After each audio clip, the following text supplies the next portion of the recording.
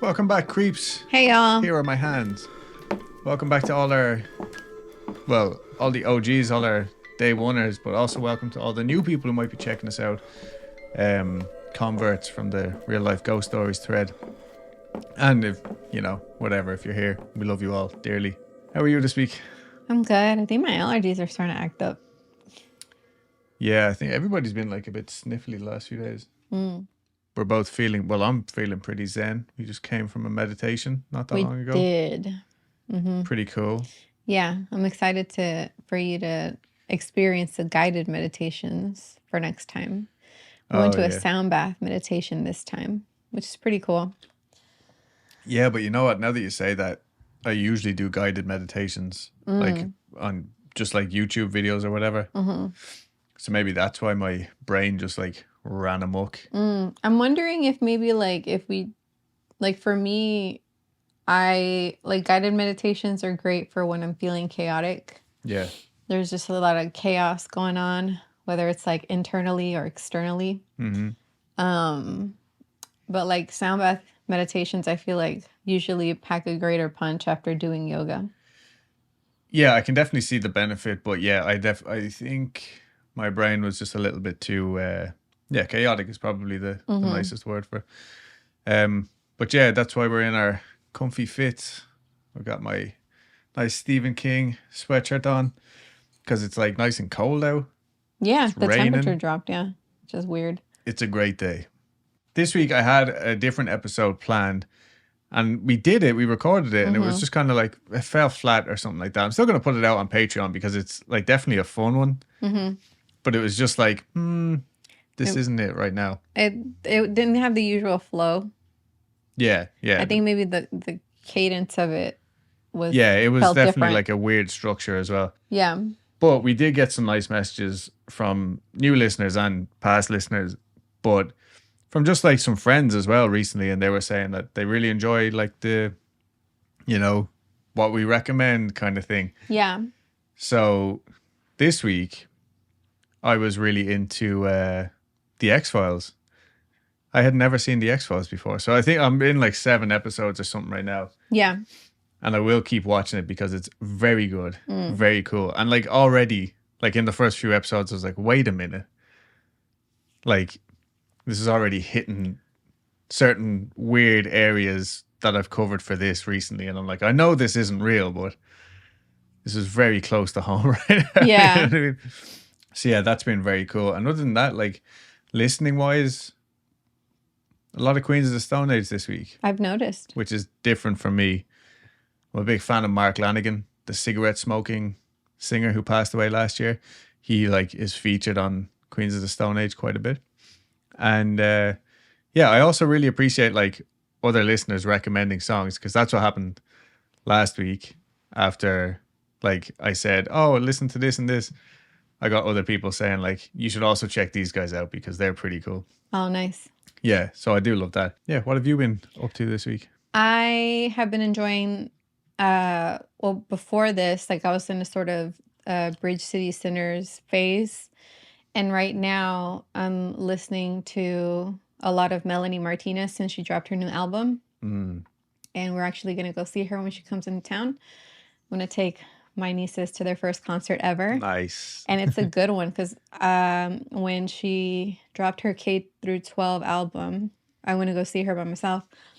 And I was just like, this is a fucking performance. Because when she dropped that album, she also dropped a movie that went with it. Yeah, I remember that. It was like choreographed and all this other stuff. And like, man, it was a really cool fucking movie. And she essentially like brought all the props, all of that stuff that was like in the movie, and just did the whole thing on stage. And nice. It worked. Yeah. It was really good. So I'm really excited to see what she's going to do this time.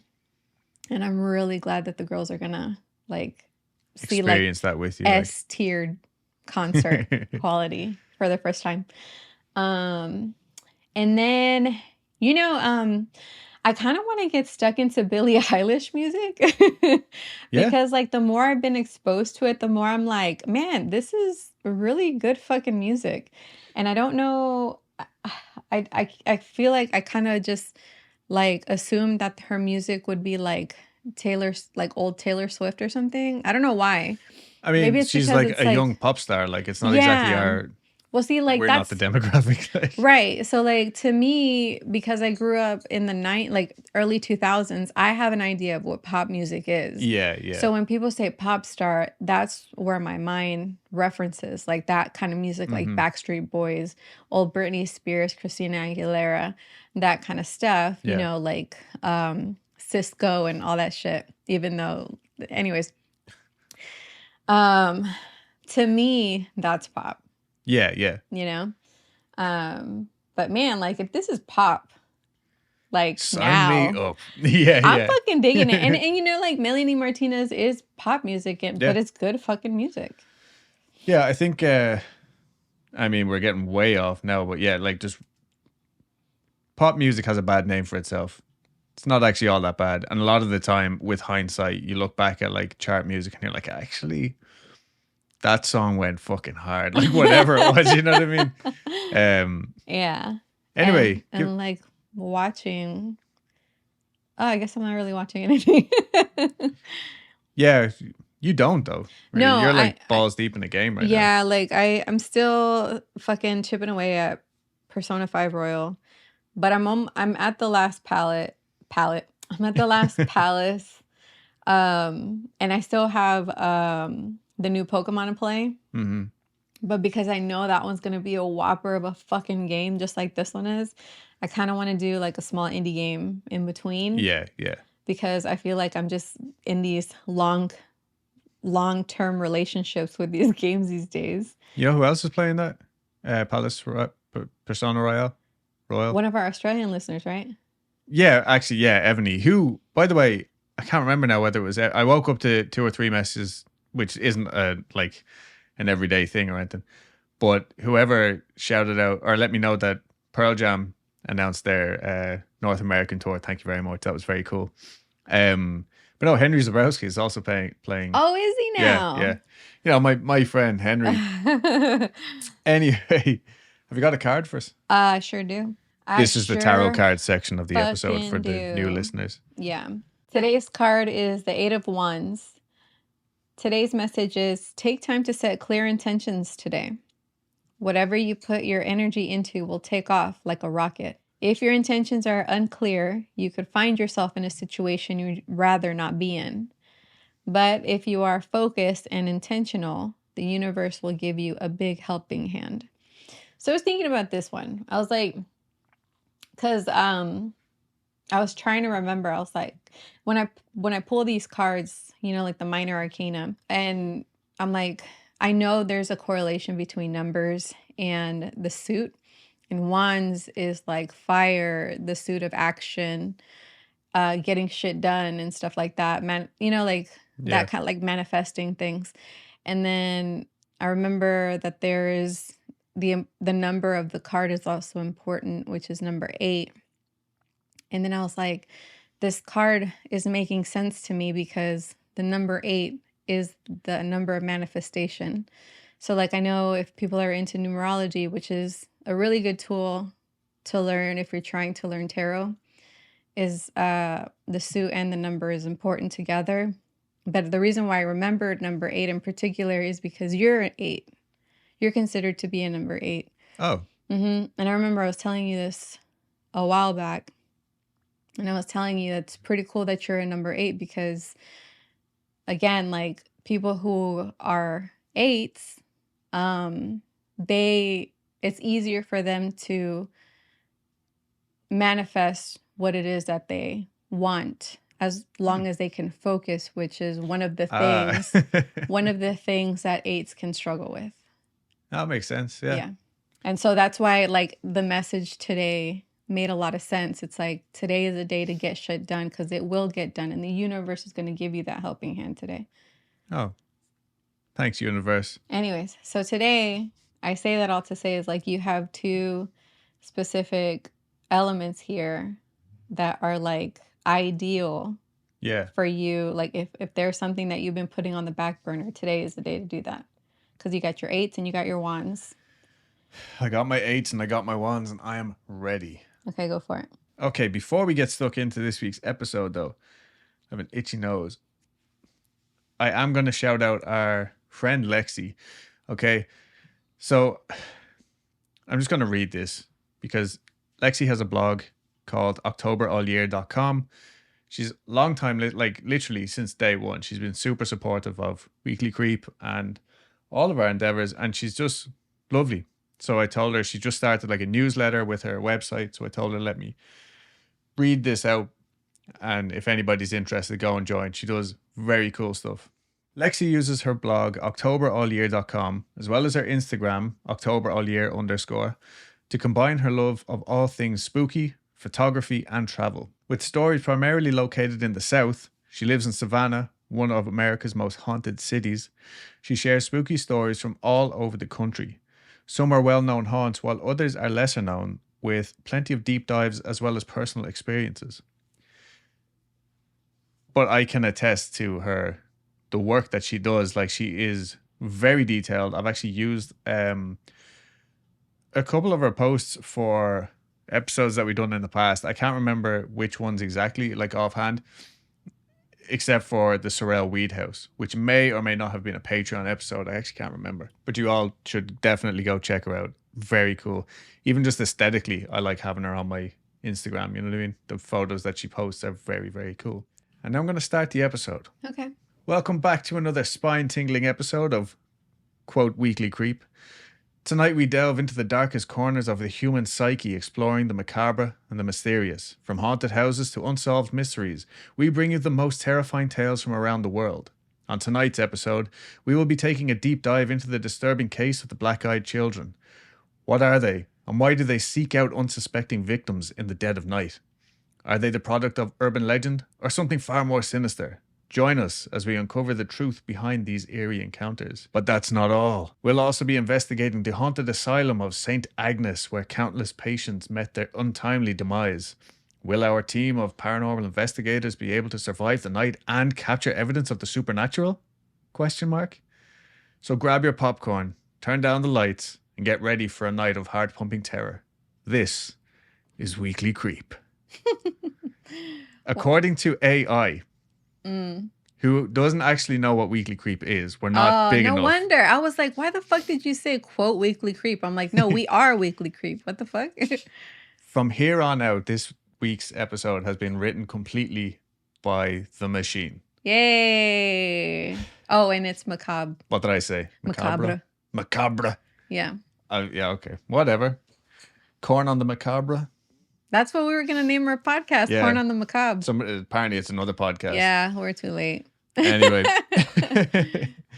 But yeah, so I don't know how everybody feels about AI. Personally, I was like straight up just, no, I'm not into this at all. It brings me back to the Simpsons episode where Pierce Brosnan was the OS of the house that Marge moves into. Yeah. That ended badly. And I feel like this is going to end badly too. Then I was listening to Blind Boy, who we all love and cherish. Hell, Blind Boy. Hail Blind Boy, yeah.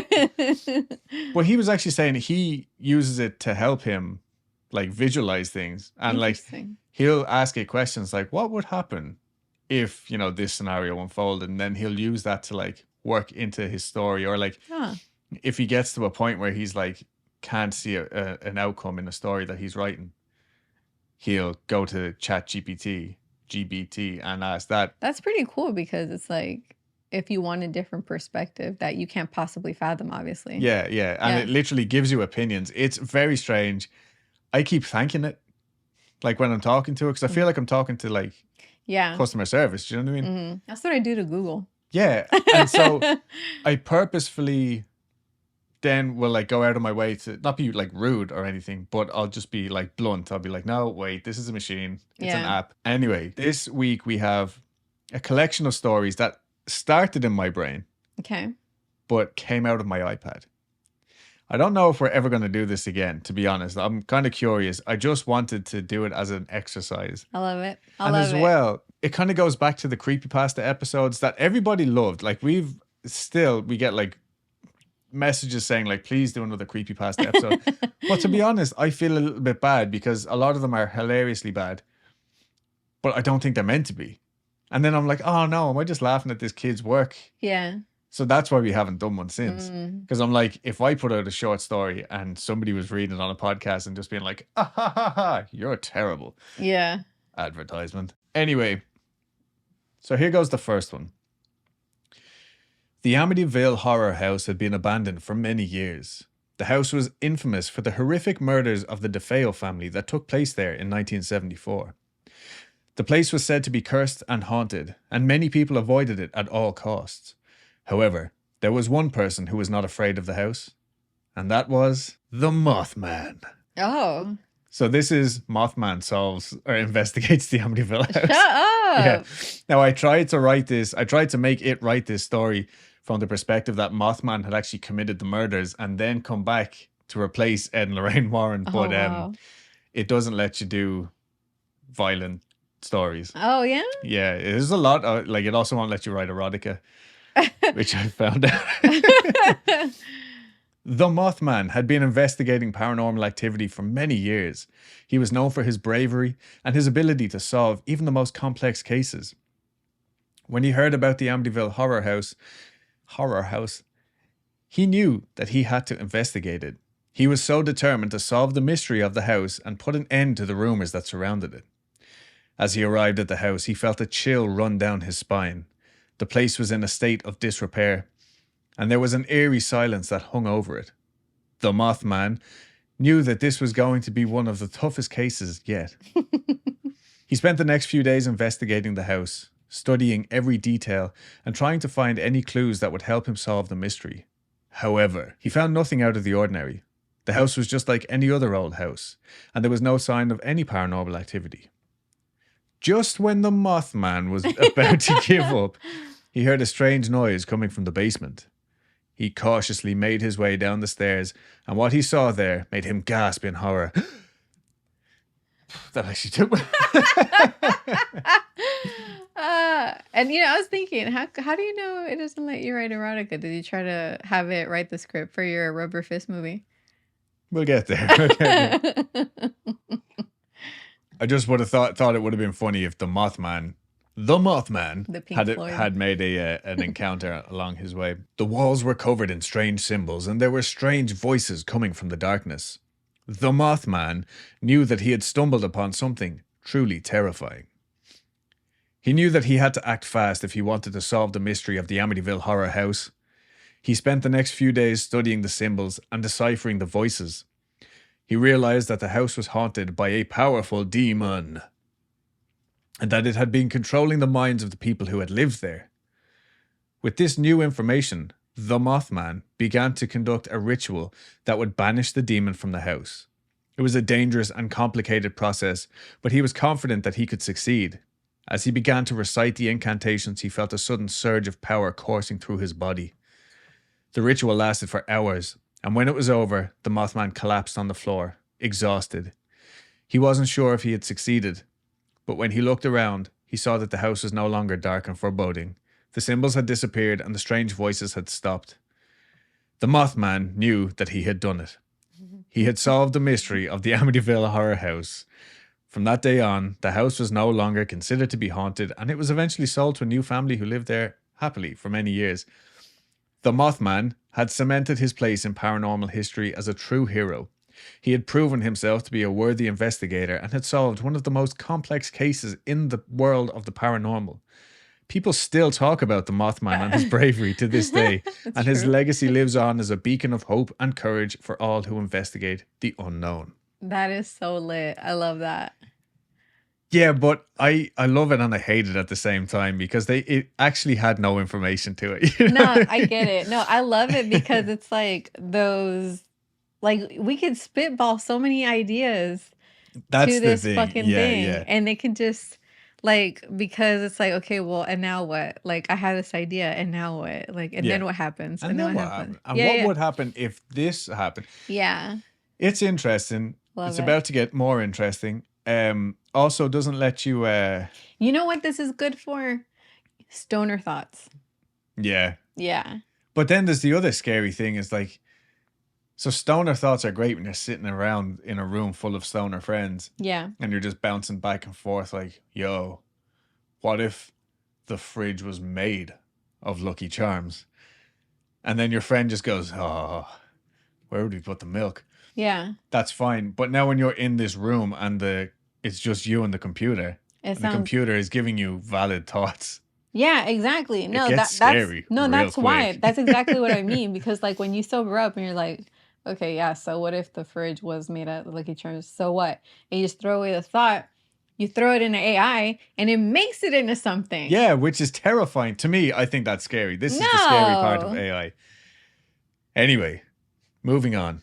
Once upon a time, Bigfoot and the Loveland Frogman were tasked with creating a surprise birthday party for a 10-year-old child. Really? You still think this whole thing is a bad idea? Well, this is my idea. I'm just having my idea. One possible outcome of my idea being told back to me. Tell me more about this birthday party. The two cryptids were excited to plan a party that would be unlike any other. But as they began to set up the decorations, they realized that they had vastly different ideas about what would make the party great. Bigfoot wanted to create a party that was spooky and scary with spider webs and fake cobwebs and jack-o'-lanterns everywhere. I love this. He even brought in some of his monster friends to help out. Oh my God. Including a giant werewolf and a group of vampires. Wow. The Loveland Frogman, on the other hand, thought that a colourful and cheerful party with balloons, streamers, and confetti would be much more fun. Oh my God, you're Bigfoot and I'm the frog. I know, yeah. Is this real life? Despite their differing ideas, they both agreed that the child would love the party. As the party got underway, it became clear that their ideas were not a good match. The spooky decorations frightened the children, and many of them started to cry. The werewolf and vampires scared the parents so much that they left early, taking the children with them. The Loveland Frogman's colourful decorations were quickly overshadowed by the ominous and creepy vibe that Bigfoot's decorations brought. Damn it, Bigfoot. The child, who had been so excited for the party, was also terrified by the decorations and the creatures that Bigfoot had brought. The games that Bigfoot had planned were too scary for the children to play, and many of them refused to participate. What the fuck were they? Yeah, it's just a key party. The Loveland Frogman tried to make the best of the situation by playing cheerful music and offering candy, but it was not enough to save the party. As the party came to an end, everyone was relieved that it was over. Bigfoot and the Loveland Frogman were disappointed that their party had been such a failure, but they learned that they needed to communicate better in the future when planning events together. They apologized to the child and his parents for scaring them and promised to make it up for them in the future. In the end, the child's birthday party was not the success that Bigfoot and the Loveland Frogman had hoped for. But they learned that planning a party together required collaboration, compromise, and communication. They still loved each other and knew that they would work together to make the next party a success. Weird. That last bit, they just repeated it. They repeated it. It repeated itself again. Yeah, and like no matter, I kept trying to say, I like had to get that was rewritten 3 times because I was like, no, the child did not like the party. Because it kept trying to spin it back. Yeah. And I was like, and you need to mention that Bigfoot and the Loveland Frogman are actually in a committed relationship and they love each other. And it was like hesitant to do that. Like, and then it would be like, I'm sorry, I cannot. This is there was going to be a sex scene, but can't do that again, either. like, what were these games that you couldn't cheer up the kids with fucking candy and balloons? I mean, there's a fucking real werewolf there, you know what I mean? And a whole group of vampires. I am curious to know how people are enjoying this though, because I don't know, it's just interesting to me. I feel like I can laugh at this and not feel judgmental. I'm enjoying myself. Well, that's good. Here's a version of The Shining with the husband as a piece of cheese. Yay! You Remember did that phone it. call yesterday? Yeah, Yeah. that was like the most fun I've ever had in a phone call with you in a long time. It was like, tell me a movie where that would be good if you could replace the monster with a piece of cheese. And I just went in. It was like a 20-minute phone call. Once upon a time, there was a family who decided to spend the winter at the Overlook Hotel, a remote mountain resort. The family consisted of a woman named Wendy, her son, Danny, and her husband, a piece of cheese named Jack. Oh my God. I love it. Jack was a rather unusual husband, as he was not actually a human being, but a piece of cheese that had somehow gained consciousness. Despite his unusual nature, Wendy loved Jack deeply and hoped that the isolation of the hotel would help them reconnect as a family. Is Jack his surname and his first name is Pepper? Colby. Could be. Oh yeah, or Colby. As the winter progressed, however, it became clear that something was not quite right with Jack. No shit. He began to exhibit strange and erratic behavior, spending more and more time alone in the hotel's kitchen, muttering to himself in a language that nobody could understand. Meanwhile, Danny began to experience terrifying visions of the hotel's violent past, including the gruesome murder of a group of guests years earlier. He confided in Wendy, who dismissed his fears as childish imaginings. But as the winter wore on, Wendy began to realize that there was something seriously wrong with Jack. He had become obsessed with a particular type of cheese, spending hours staring at it and muttering strange incantations under his breath. Maybe he's attracted to the other cheese. Yeah, you think? There's an affair going on here. Yeah, it's like an exotic brie. Yeah. You know? It's soft, inviting, warm. One day, while Wendy and Danny were out exploring the hotel, they heard a loud crash from the kitchen. Rushing back, they found that Jack had collapsed, apparently dead. But as Wendy mourned her strange husband, she began to realize that something was not quite right. Jack's body was rapidly decomposing, turning into a foul-smelling mass of cheese. As the days passed, Wendy and Danny grew increasingly desperate, trapped in the hotel with a rapidly deteriorating piece of cheese. Oh my God. They tried to leave, but found the hotel's isolation made escape impossible. In the end, Wendy was forced to confront the reality of her situation. She and Danny would never be able to escape the hotel, and Jack would never be anything more than just a piece of cheese. She decided to end their suffering by setting fire to the hotel, hoping that it would destroy the cursed cheese and allow them to escape. I have not proofread these, by the way. I love it. As the flames consumed the Overlook Hotel, Wendy and Danny fled into the snow, finally free from the clutches of the cheese that had haunted their winter. But as they looked back at the burning ruins, they couldn't help but wonder if there was something else lurking in the darkness, waiting to take its place. That was actually pretty good. Yeah, that was good. That was really good. I don't know how to feel about this, to be honest. I mean, I love it. I know you do. I think this is 10 out of 10 quality fucking storytelling here. I'm just afraid of being replaced by a more handsome piece of cheese. Okay, so sticking with this theme. What, the cheese thing? Here's a 500-word version of the Texas Chainsaw Massacre with Leatherface as a talking wheel of cheese. Sick. In the heart of Texas, there was a small family of dairy farmers who made the most delicious cheese in the state. Oh my God. The patriarch of the family was a talking wheel of cheese named Leatherface. He was the big cheese. Oh, Leatherface had an insatiable hunger for human flesh. Oh, shit. So this is a story made by the computer in which cheese eats us. Nice. What Soviet horror is this?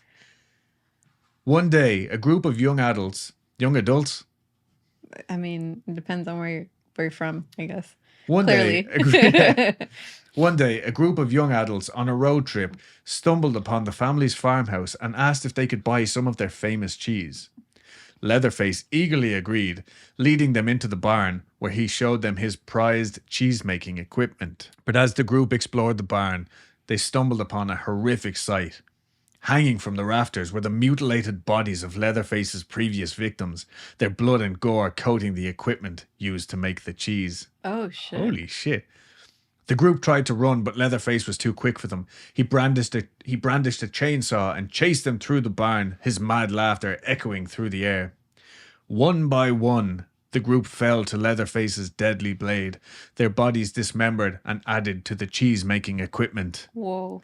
Leatherface cackled with glee as he watched his victim's blood mix with his beloved cheese. Whoa. As the lone survivor made her way back to civilization, she knew that nobody would believe her story. They would think she was crazy for claiming that a talking wheel of cheese had brutally murdered her friends. But as she tried to put the horror behind her, She couldn't help but feel that Leatherface was still out there, waiting for his next victim. She knew that she could never truly escape the terror of the Texas Cheese Massacre. Nice. And also the legend of Leatherface, the talking wheel of cheese, grew, spreading fear and terror throughout the state of Texas. No cheese was safe from suspicion, and nobody would ever truly know if they were safe from the mad cheesemaker's chainsaw. In the end, Leatherface's reign of terror came to a violent and gruesome end as a group of vigilantes stormed the farmhouse and put an end to his monstrous ways. But the memory of the Texas Cheese Massacre would haunt the survivors for the rest of their lives, a grim reminder of the horrors that can lurk in even the most innocent of places. So that was weird because I felt like it was trying to make up the last 100 words. It was just like, oh wait, shit, extra 200 words. Yeah. Sometimes I end up doing that for an episode and I'm like, let's talk about cheese for a while. I love it. So I'm actually surprised at just how gory this was because like, it can't do violence. Yeah, and like, so these stories came up in like Orange because they were like, this may violate our terms of use. Let us know if we go too far. May contain nacho cheese. Yeah. That's why it was Orange. But it literally was saying like, if this is inappropriate, you let us know because we can't figure this out. We're on the boundary of what the human has taught us and what we know as a computer. Right. But like mutilated humans dripping into the cheese making equipment is pretty grim. Like, that is, yeah. And here's a 500-word version of an episode of Seinfeld with George as a ghost and Elaine having to repeatedly give Jerry smelling salts. The fuck? And this is all based off my prompts again. I did try to make it so Jerry had actually killed George. But again, it wouldn't let me. Why didn't you do, instead of like killed, like something ridiculous? Like, instead of like saying, oh, well, Jerry killed George, you could be like, Jerry showered George. And then just replace the word, like. Yeah. Yeah, so I did kind of, like, I did that further on down here as well for another very good story. Or Jerry buttered George. Something like that, yeah.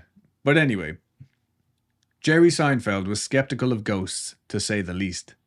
But all that changed when his friend George Costanza died and came back as a ghost. Jerry was petrified at the sight of George's ghostly form, but George was thrilled to have a second chance of life, or unlife, as the case may be. He followed Jerry around everywhere, much to Jerry's dismay. One night, Jerry and Elaine were at Jerry's apartment when they started to hear strange noises coming from the walls. Jerry was convinced it was a ghost, but Elaine was skeptical. Suddenly, George appeared before them, confirming Jerry's fears.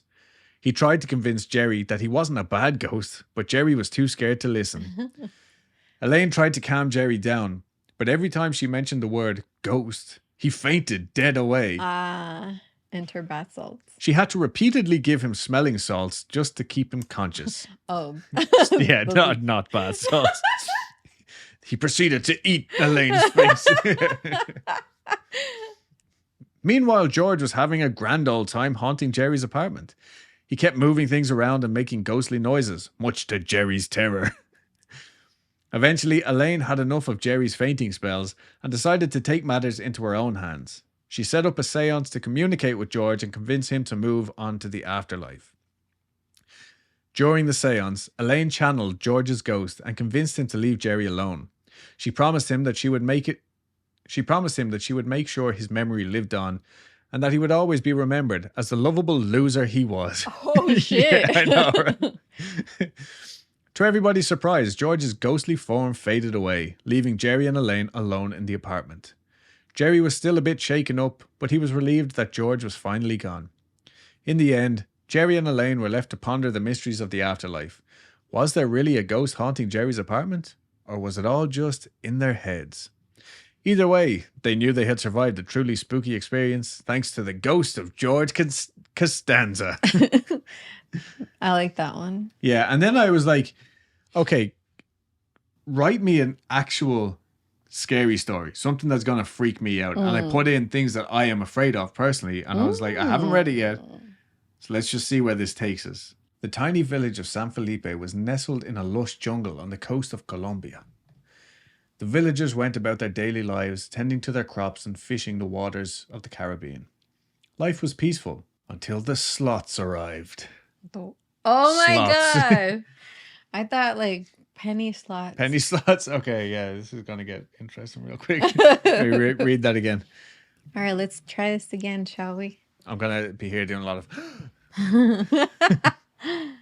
I expect nothing less. The tiny village of San Felipe was nestled in a lush jungle on the coast of Colombia. Colombia. The villagers went about their daily lives, tending to their crops and fishing the waters of the Caribbean.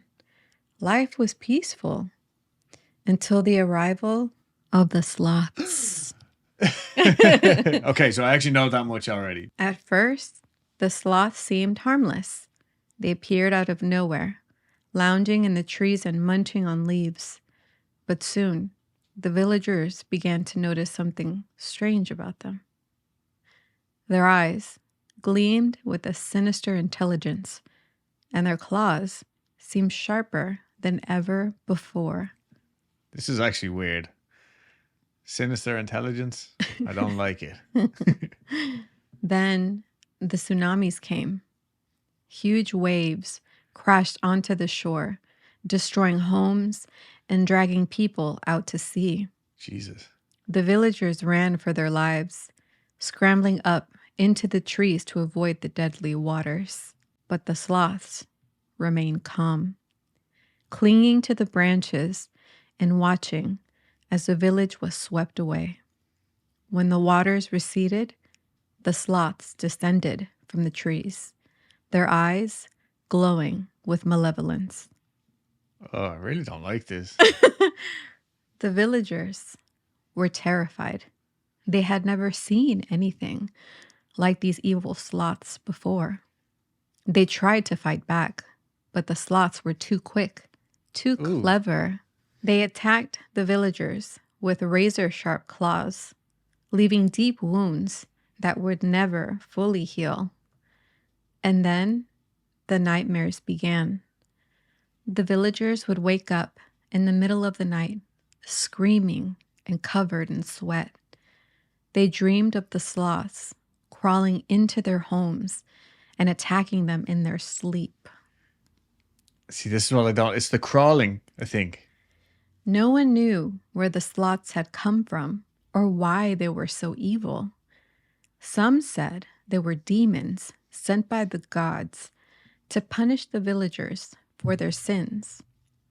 Others said they were cursed creatures, twisted by the dark magic of the jungle.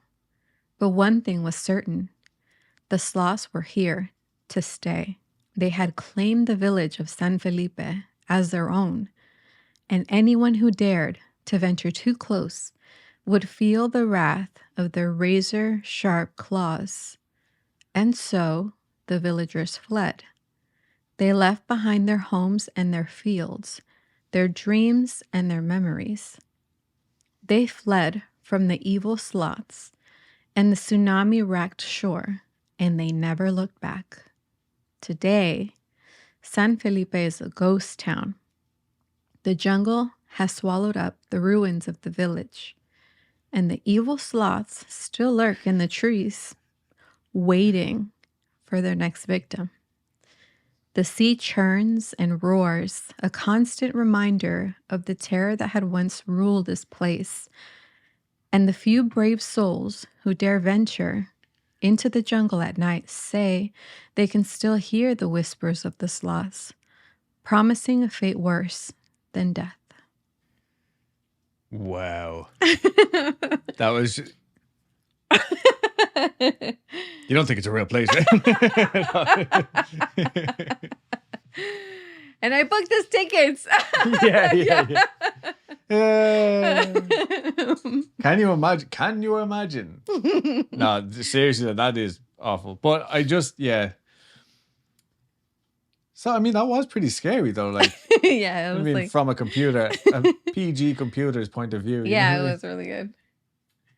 I was seeing you squirm in your chair. Yeah, because when the slots like sped up, I didn't like that either. It's the slowness that freaks me out, but the idea of them being fast is like... You hadn't even thought about that. I hadn't even contemplated that. awful. Like, but in all seriousness though, like for everybody who's like, oh, they're so cute, they're not. But like, can you imagine like sleeping in your house and one of them like just slowly crawling Like underneath across the your floor? And covers, like at you. I hadn't even gotten that far in my head. It was just like crawling in the darkness, like Think about that. fucking. Like you wake up because you think you have to pee because you feel a tickling in like somewhere and you're like, oh, of course, I have to pee. So like you open up your covers and there's a sloth. Gross. And they all look dirty. I don't think I've ever seen a clean sloth. Anyway. Or like you go to the toilet, you know, and like you'd like pour your willy out and you're about to pee and there's a sloth inside the toilet looking at you. Ugh. Yeah, no, fuck all that. I hate taking baths. Every time my mom tells me it's time for one, I get this sick feeling in my stomach. I don't know why. But something about the water just scares me. It's like there's something hiding in there, waiting to drag me under. A sloth, perhaps. It's gonna drag you down by your peen. Good luck trying to catch you. That's all I can say. One day, my mom went to the store and left me home alone for a little while. I was playing with my toys in the living room when I heard a strange noise coming from the bathroom. It sounded like something was dripping. I tried to ignore it, but the sound just kept getting louder and louder. Finally, I couldn't take it anymore. I got up and went to the bathroom to see what was making the noise. When I got there, I saw that the faucet was dripping. I tried to turn it off, but it wouldn't budge. That's when I noticed something strange. There was a little tag attached to the faucet that read, "Completely useless faucet wrench, only $19.99. What the fuck? I had never seen anything like it before. It was a tiny little tool that looked like it could never do anything useful. What the? That just came out of left field. It's like it was scary and then it wasn't. Yeah. Suddenly, I heard another noise. Scary again. Thanks, AI. It was coming from the bathtub. I slowly approached, afraid of what I might find. When I looked inside, I saw that the water was moving. It was like something was swimming around in there. I backed away, feeling more scared than ever. That's when I saw another tag on the side of the tub. Oh my! Completely useless bathtub plug, only $9.99. It read, and I couldn't believe it. What kind of store sold useless things like this? As I stood there, frozen in fear, I heard a voice whispering in my ear. "Don't be afraid," it said. "We're your friends." Scary again. Yeah. I turned around, but there was no one there. The voice just kept whispering, getting louder and more insistent. That's when I realized that the bath toys were moving around on their own.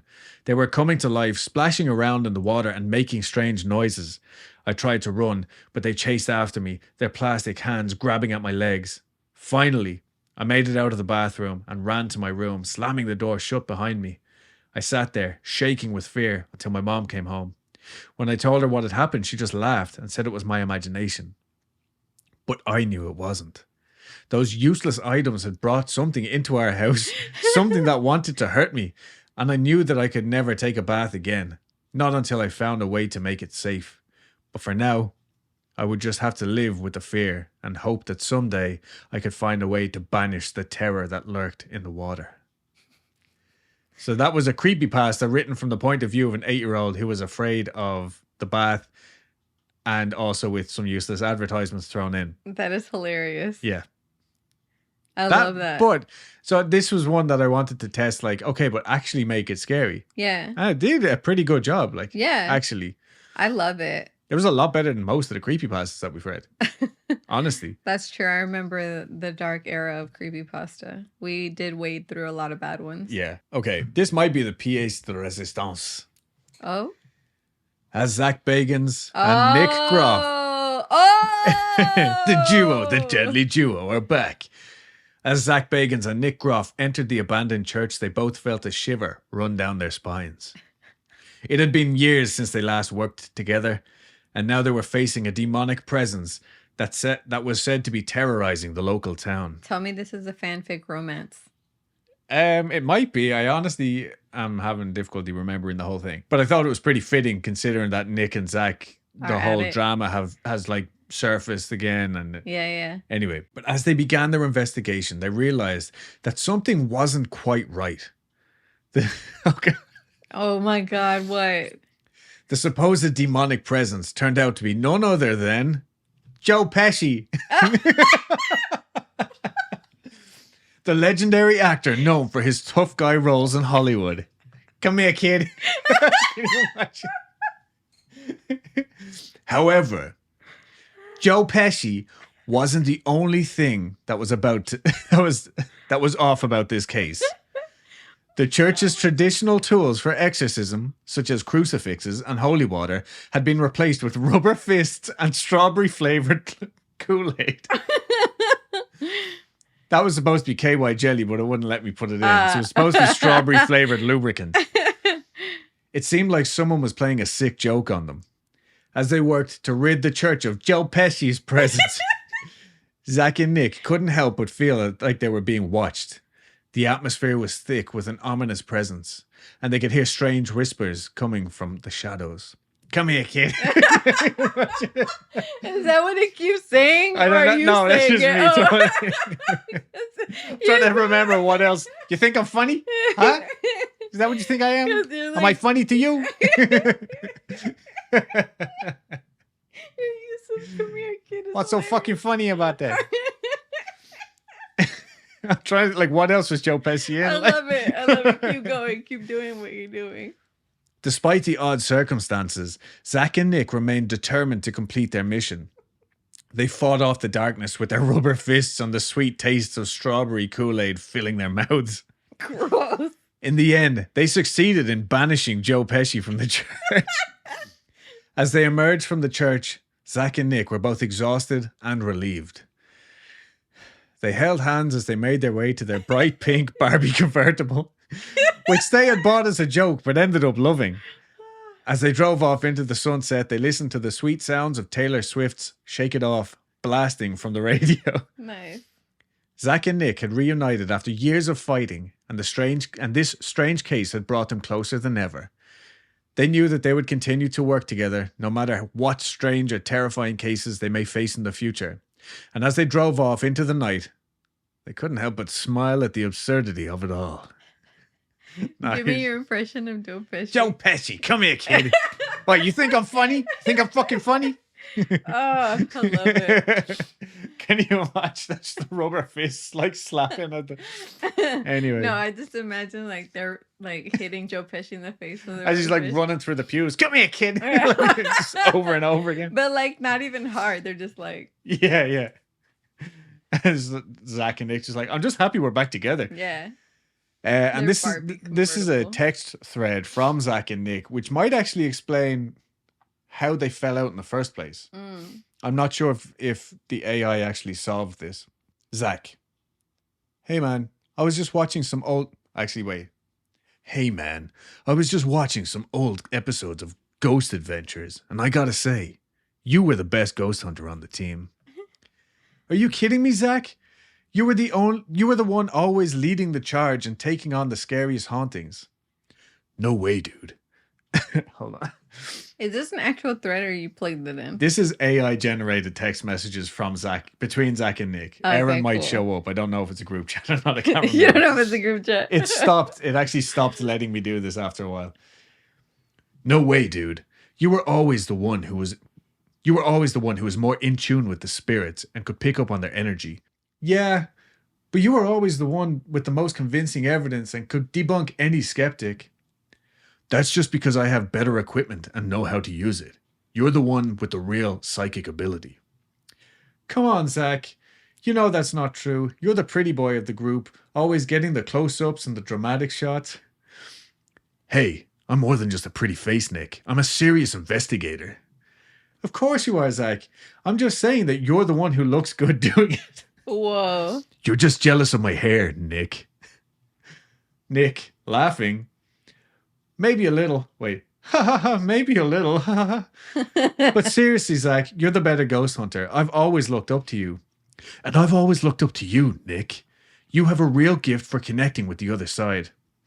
Thanks, man. That means a lot coming from you. We make a great team, Nick. I'm glad we could put our differences aside and work together to bring the truth about the paranormal to the world. Agreed, Zach. And who knows, maybe someday we'll even find the ultimate haunted location and prove once and for all that ghosts are real. Zach, laughing. Ha ha ha. Now that's the spirit, Nick. Let's keep hunting. End of chat. And I love how he said end of, like, that's a spirit. That was like a good pun. I didn't even think of that. So there you go, everybody. That's what actually happened. I don't know where the argument was in that.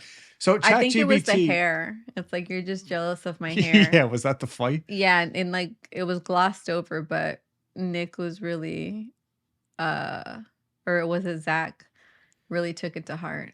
Yeah, he was like, I'm more than just a pretty face, Nick. Yeah, or he was like, I'm actually not jealous of your hair. Your hair is shit. Yeah, your hair fucking sucks. I had actually tried, so there was other versions of that where they did get more like at each other's throat, but when I threw Aaron into the mix, he was the mediator. And he would always pop in and be like, hey guys, what are you talking about? Like, I'm late to the meeting kind of thing. And then his messages would always be like, now guys, calm down. We're all the best ghost hunters and stuff like that. But it wouldn't let me make real arguments in the thing. And then it just cut me off altogether. I think once I introduced Aaron, it like connected the dots and was like, wait a minute, no, these are real people. And this goes against our ethics. Oh, okay. And so we will never know. All right. What potentially happened between Nick and Zach. But what we do know is that Joe Pesci brought them back together. Yeah. Come here, kid. Just making all this like all the Home Alone noises up in the rafters of the church. The wet bandits. Yeah. So yeah, there you go. My ideas, the computer just worked them out for me. I like it. So I did do some work. I want to do this again. We're 1000% gonna do this on Patreon. It might even be our Patreon series.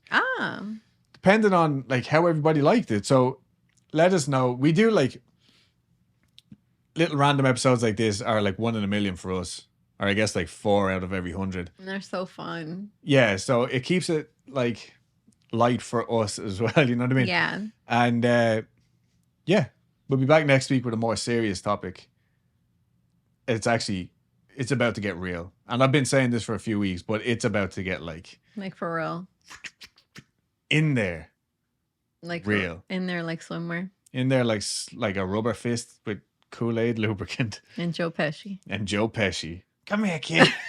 You're stupid. What is the only thing? Liner. Yeah, what's that only one line that Joe Pesci ever said in that one movie?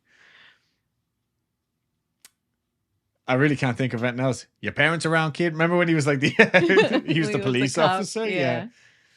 That's it. All right, creeps. Thank you very much. Don't forget to check out Lexi's blog, October All Year. I'll link it below. Make sure to watch our interview that we did with Emma recently. I'm sure everybody already has. Thank you for all the lovely feedback as well. And let me know who else you would like us to talk to, because I've asked this question a couple of times and I keep getting basically the same 3 podcasts back.